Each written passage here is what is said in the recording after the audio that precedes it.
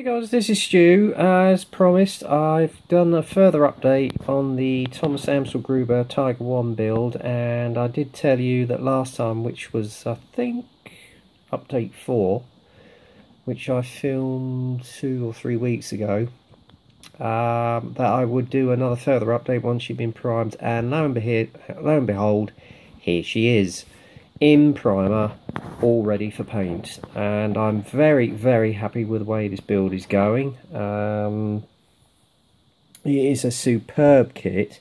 Yes, it has its challenges in regard to the instruction sheet, but if you follow it through very carefully, take your time, then you're going to end up with a superb build, and so far so good. And as you can see, unlike last time, I have actually given the same primer a go. If you will bear with me, because the camera's going to be a bit shaky for a minute.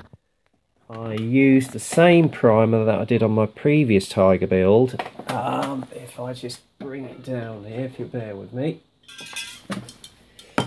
Which is the old primer I got at the pound shop, which is around about 6 or 7 months ago.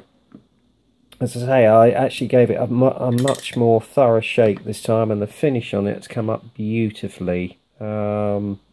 Also, in regard to filling it, I actually used, if you'll bear with me, I've got it in the tub here, if you'll bear with me, I'll get it out. Why did I put that away before filming this video? I don't know. Anyway, it is, of course, the perfect plastic putty. It is superb filler, a superb putty. It goes on very smoothly. All you need to do to get the excess off is just a slight damp piece of kitchen towel, and it doesn't ruin the level of your detail on the kit either when you remove it, especially with the Zimmerit, which is something I was a little bit concerned with. And if I zoom in, you can see that none of the Zimmerit has been affected at all, because I've actually put, I'll use this as a pointer, along this seam here, up just where the fenders connect to the main hole, there was a bit of a gap.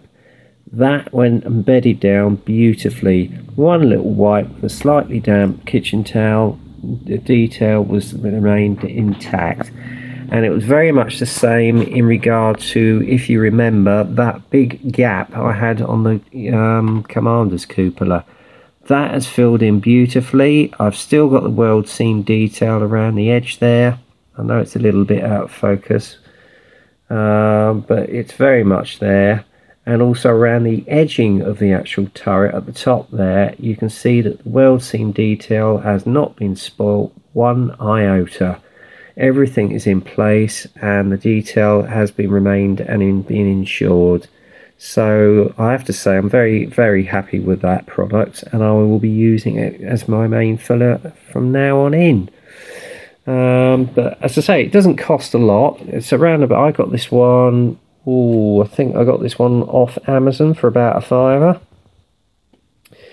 Well worth it, guys. It's a super product, so go out and get some. I definitely recommend you get it. Now, the only thing I didn't use, which is supplied with it, is this tube. Reason being is because the first tube I ever got, which was about a year ago, went to use it, and that basically had the devil of a job to squeeze it out the actual canister, and then it went rock hard. So basically I've just used the old cocktail stick, put that down on the seams that we had gaps, and wiped it off with a bit of, as I say, slightly damp kitchen towel.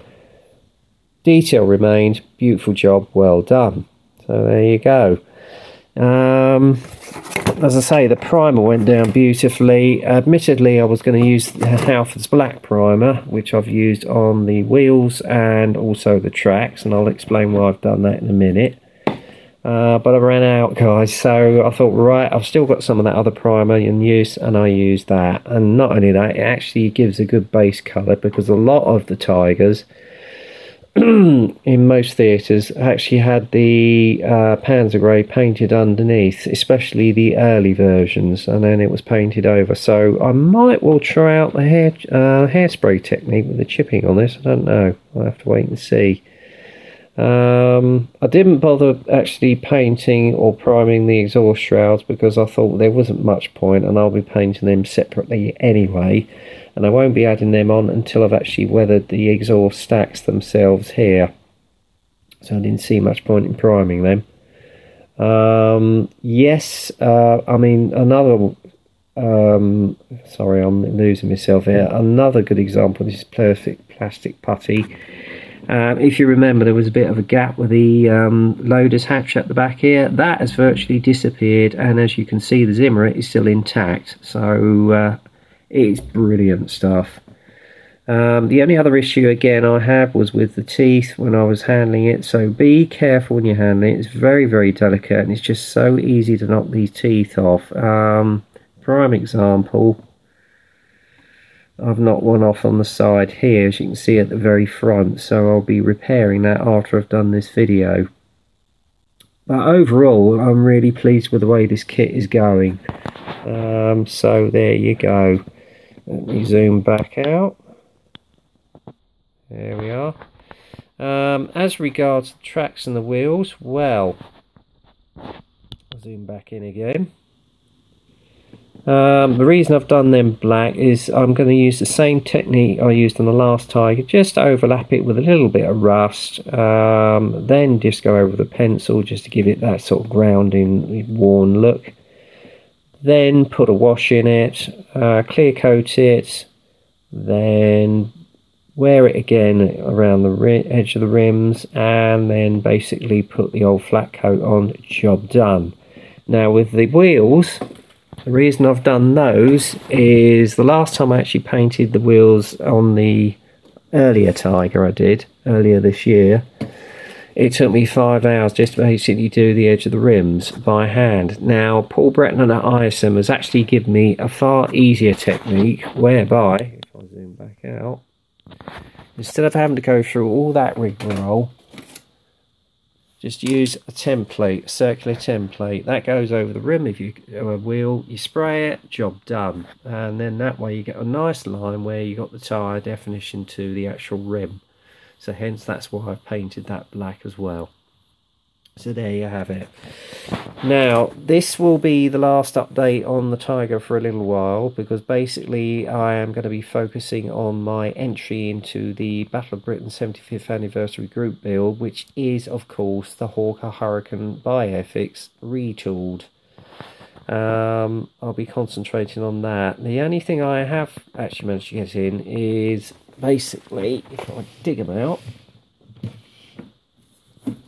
I've got myself a couple of cheap A4 frames which I'll be using for the vignette.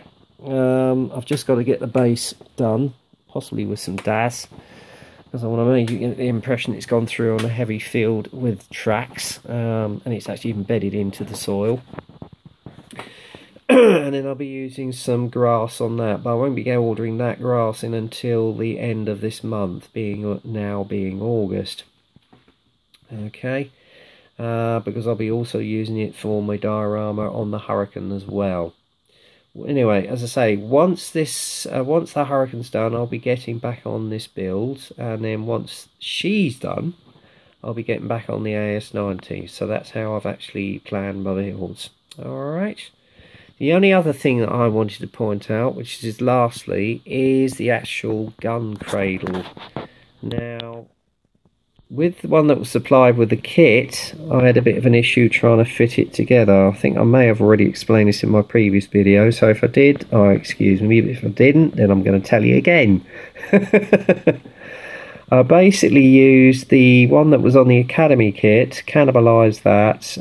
There is a section that actually goes over the top of the actual turret when it's actually mounted on there.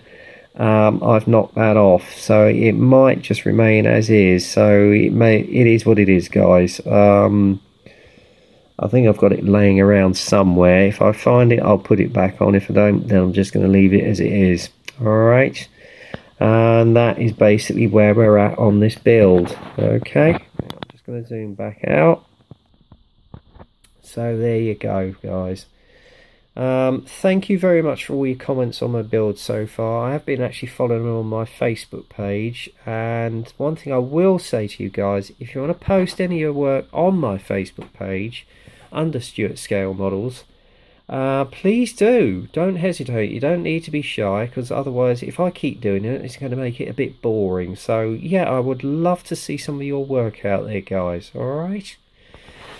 Anyway, the next video I'll be doing is my monthly update. So I won't be going on a hangout tonight because I'll be focusing on that. So Paul and the guys, if you're watching this video, I do apologise, but I've got to get this monthly update out of the way, and then I'll join you guys tomorrow, maybe earlier if you're thinking of doing an afternoon hangout. Alright, anyway, to everyone out there, that's it for now, guys. This is the stage we've got out on the Tiger. I'm very happy with the way it's going. I hope you are too. So that's that, and enjoy all those builds that you're doing out there. And as I said, if you want to post any of your work on my page, by all means, you're more than welcome. Alright, anyway, that's it for now, guys. So until then, get kit crazy, happy modelling, and I'll speak to you soon.